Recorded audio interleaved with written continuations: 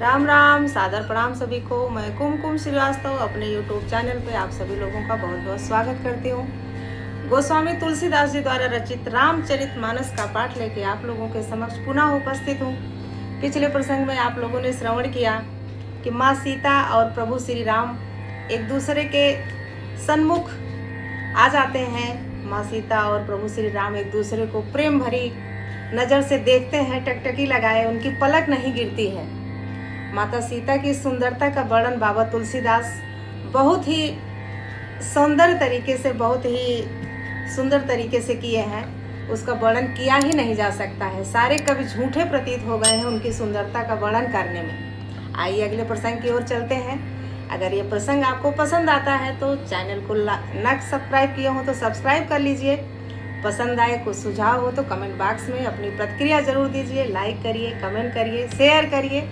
आइए प्रसंग की ओर चलते हैं। प्रभु श्री राम का नाम लेके आपके आशीर्वाद की कामना के साथ सुनते हैं। सिय शोभा हिय बरन प्रभु आपनि दशा विचार, बोले सुचि मन अनुज सन बचन समय अनुहार। इस प्रकार हृदय में सीता जी की शोभा का वर्णन करके और अपनी दशा को विचार कर प्रभु श्री रामचंद्र जी पवित्र मन से अपने छोटे भाई लक्ष्मण से समयानुकूल वचन बोले। प्रभु श्री राम सीता जी को देखते हैं, उनकी सुंदरता, उनकी छवि उनके हृदय में ऐसी समाती है कि समय को अनुकूल भी जानकर वो लक्ष्मण जी से कुछ कहते हैं। क्या कहते हैं श्री राम? तात जनक तन आयह सोई, धनुष यज्ञ जहि कारण होई, पूजन गौरी सखी ले आई, करत प्रकाश फिरई फुलवाई। लक्ष्मण जी से कह रहे हैं राम जी, हे तात, यह वही जनक जी की कन्या है जिसके लिए धनुष यज्ञ हो रहा है। सखियां इसे गौरी पूजन के लिए ले आई हैं। यह फुलवारी में प्रकाश करती हुई फिर रही हैं। माँ सीता की प्रशंसा भी कैसे कर रहे हैं वो कि ये फुलवारी में चल रही हैं, फुलवारी में इन प्रकाश गूंज रहा है इनका। जासु बिलो की अलौकिक शोभा, सहज पुनीत मोर मनु क्षोभा, सो सब कारण जान विधाता, फर कहीं सुभद अंग सुनु भ्राता। कहते हैं जिसकी अलौकिक सुंदरता देखकर स्वभाव से ही मेरा मन क्षुब्ध हो गया हो, वह सब कारण अथवा उसका सब कारण तो विधाता ही जाने। किंतु हे भाई सुनो, मेरे मंगलदायक दाहिने अंग फड़क रहे हैं।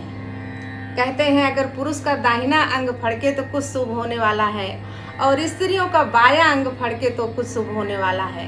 तो यहाँ पे तुलसीदास जी बड़े ही मनोहारी ढंग से ये इसमें उपस्थित किए हैं इस शब्द को कि श्री राम जी का दाहिना अंग फड़क रहा है। और वो लक्ष्मण से ये कह रहे हैं, रघुवंशन ही कर सहज सुभाऊ, मन कुपंथ पगु धरई नकाऊ, मोहि अतिशय प्रतीत मन केरी, जेहि सपने हूँ पर नारी नहेरी। रघुवंशियों का यह सहज जन्मगत स्वभाव है कि उनका मन कभी कुमार्ग पर पैर नहीं रखता।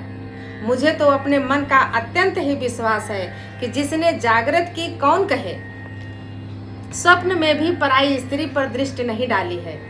जिन्ह कै लहि नर पुरन पीठी, नहीं पावहि परतीय मनु डीठी, मंगन लहि न जिन्ह कै नाही, ते नर बर थोरे जग माही। रण में शत्रु जिनकी पीठ नहीं देख पाते, अर्थात जो लड़ाई के मैदान से भागते नहीं, पराई स्त्रियां जिनके मन और दृष्टि को नहीं खींच पाती, और भिखारी जिनके यहाँ से ना ही नहीं कर पाते, यानी खाली हाथ नहीं लौटते हैं, ऐसे श्रेष्ठ पुरुष संसार में बहुत थोड़े हैं। श्री राम जी लक्ष्मण से ये वचन बोल रहे हैं। करत बत कही अनुज सन, मन सिय रूप लोभान, मुख सरोज मकरंद छवि करई मधुप पान। इस तरह श्री राम जी छोटे भाई से बात कर रहे हैं, पर मन सीता के रूप में लुभाया हुआ, उनके मुख रूपी कमल के छवि रूप मकरंद रस को भौरे की तरह पी रहा है। उनका मन माँ सीता के मुख की ओर ही लगा हुआ है।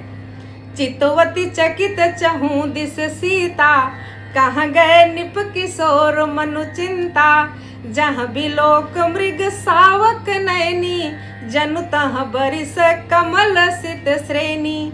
सीता जी भी चकित होकर चारों ओर देख रही हैं। मन इस बात की चिंता कर रहा है कि राजकुमार कहाँ चले गए। बाल मृग नैनी मृग के छौने की सी आंख वाली सीता जी जहाँ दृष्टि डालती हैं वहां मानो श्वेत कमलों की कतार बरस रही हो।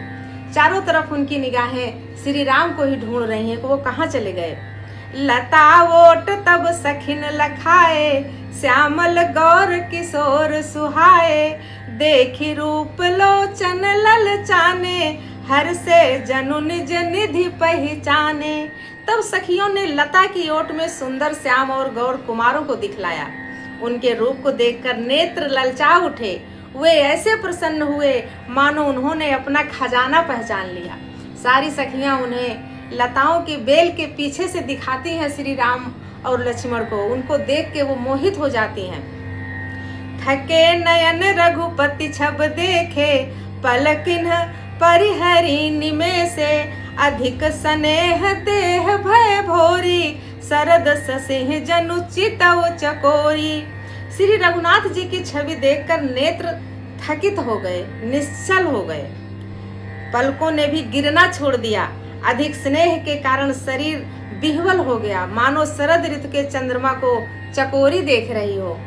लोचन मगरा मही उरयानी, दीन है पलक कपाट सयानी। जब सिय सखिन प्रेम बस जानी, कही न सकही कछु मन सकुचानी। नेत्रों के रास्ते श्री राम जी को हृदय में लाकर चतुर शिरोमण जानकी जी ने पलकों को किवाड़ बंद कर लिया। एक पल के लिए माँ जानकी आंख बंद कर ली। उनको देख के ऐसा लगा कि जैसे अपने नेत्रों के रास्ते से प्रभु श्री राम के मनोहर मुखड़े को अपने हृदय में उन्होंने डाल के किवाड़ बंद कर लिया हो। अर्थात नेत्र मूंद कर उनका ध्यान करने लगी। आंख मूंद के उनकी मनोहर छवि को ध्यान कर रही है माँ सीता। जब सखियों ने सीता जी को प्रेम के बस जाना तब वो मन में सकुचा गई, कुछ कह नहीं सकती थी। लता भवन ते प्रगट भे, ते ही अवसर दो भाई। निक से जनु जुग बिमल बिदु, जलद पटल बिल गाय। उसी समय दोनों भाई लता मंडल यानी लताओं के कुंज में से प्रकट होते हैं। मानो दो निर्मल चंद्रमा बादलों के पर्दों को हटाकर सामने आ रहे हैं, निकल रहे हैं। शोभा शिव सुभग दो बीरा, नील पीत जल जाभ शरीरा। मोर पंख सिर सोहत नीके, गुच्छ बीच बीच कुसुम कली के। दोनों सुंदर भाई शोभा की सीमा है। उनके शरीर की आभा नीले और पीले कमल की सी है। सिर पर सुंदर मोर पंख सुशोभित है। उनके बीच बीच में फूलों की कलियों के गुच्छे लगे हुए हैं। भाल तिलक श्रम बिंदु सुहाए, श्रवण सुभग भूषण छवि छाए। विकट भ्रिकुटी कच घूघर वारे, नौ सरोज लोचन रत्नारे। माथे पर तिलक और पसीने की बूंदें शोभायमान हैं। कानों में सुंदर भूषणों की छवि छाई है। टेढ़ी भौहें और घुंघराले बाल हैं। नए लाल कमल के समान रत्नारे लाल नेत्र हैं। इसीलिए प्रभु को कमल नयन कहा जाता है। उनके जो नयन है वो कमल की पंखुड़ी के समान है। चारु चिबुक नासिका कपोला, हास बिलास लेत मनु मोला। मुख छवि कही न चाही मोहि पाही, जो बिलो की बहु काम लजाही। ठोड़ी नाक और गाल बड़े ही सुंदर हैं और हंसी की शोभा तो मन को मोह लिए देती है। मुख की छवि तो मुझसे कही ही नहीं जाती, जिसे देखकर बहुत से कामदेव लजा जाएं। ऐसे ही मनोहर सुंदर श्री राम जी का मुंह है। उर्मनि बाल कंबुकल गीवा, काम कलभ कर भुज बल सीवा। सुमन समेत बाम कर दोना, सांवर कुंवर सखी सुठिलोना। वक्षस्थल पर मणियों की माला है। शंख के सदिश सुंदर गला है। कामदेव के हाथी के बच्चे की सूंड के समान उतार चढ़ाव वाली एवं कोमल भुजाएं हैं, जो बल की सीमा है, जिसके बल की कोई सीमा ही नहीं है।